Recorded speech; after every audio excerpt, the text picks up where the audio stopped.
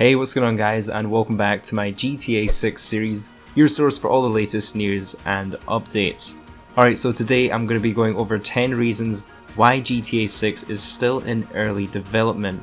In case any of you missed my video yesterday, it was confirmed by Jason Schreier of Kotaku that GTA 6 has still not entered full production and it is still ways away in early development.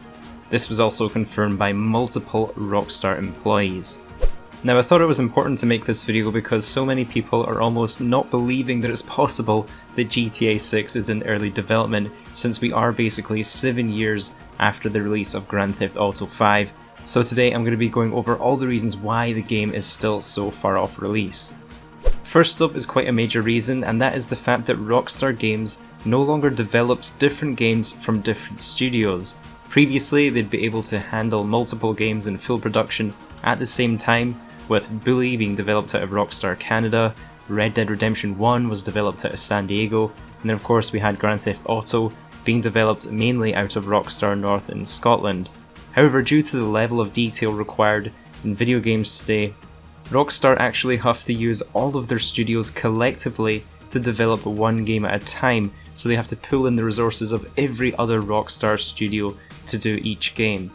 Rockstar confirmed this in an interview a few years ago and explained why it took them 8 years to create Red Dead Redemption 2, and they had to actually change the strategy and the way they make games to make all of the Rockstar studios work collectively around the world, meaning GTA 6 production was extremely limited until the release of Red Dead Redemption 2 to free up some of those developers. Next up, the location of Grand Theft Auto 6 was actually still undecided in 2016. According to Hugh Langley, the game had only just started production in 2016 and the location wasn't even selected yet.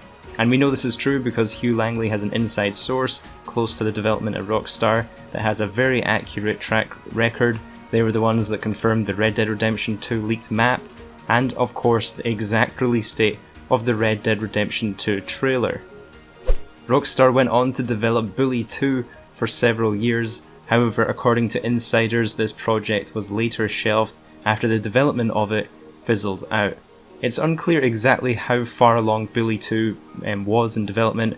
However, it has confirmed that it took up several years of development time at Rockstar, so all of that development time was lost on this cancelled project.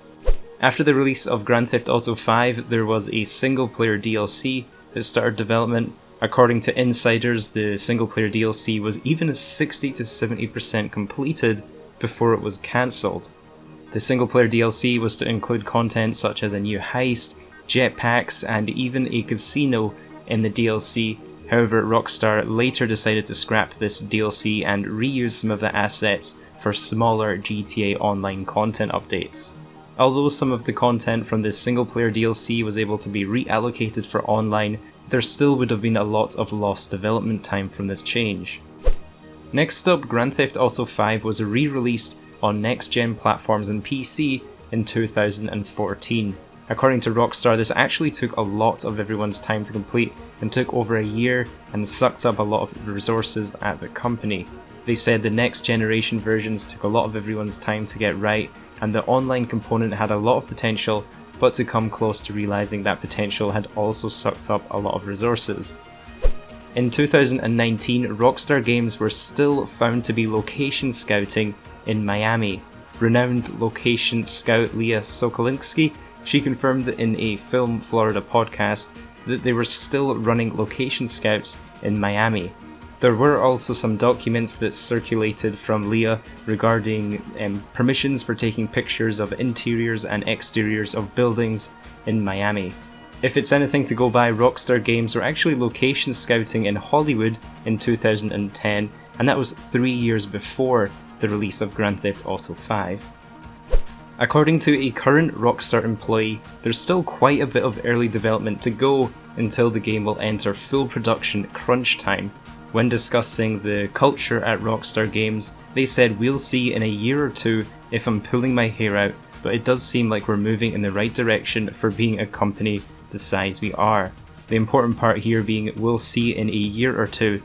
So that's a pretty clear indication that we're a year or two away from the game entering crunch full development time. The next thing that has impacted GTA 6 development is their huge changes to employee overtime.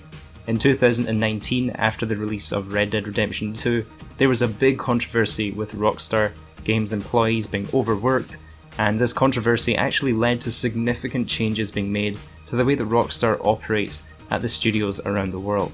In Kotaku's 18-month later article, they confirmed that Rockstar replaced studio heads at many of their locations. They booted directors and managers who were said to contribute to cultural issues, and even offered flexible working schedules to the developers at Rockstar Studios.